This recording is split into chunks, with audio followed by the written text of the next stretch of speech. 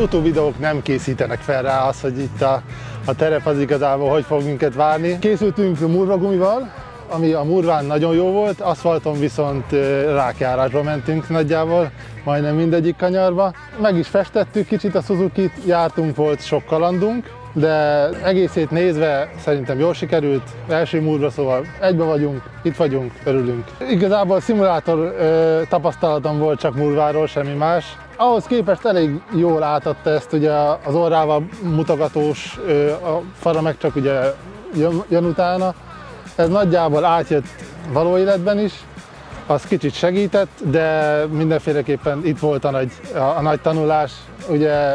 Meg ugye a pálya is egy kicsit degradált, elég rendesen, azért húztunk elég szépen. Gondolkoztunk rajta, hogy kicsit megemeljük, de nem lett végül rá idő, szóval maradtunk a gyári felfüggesztéssel.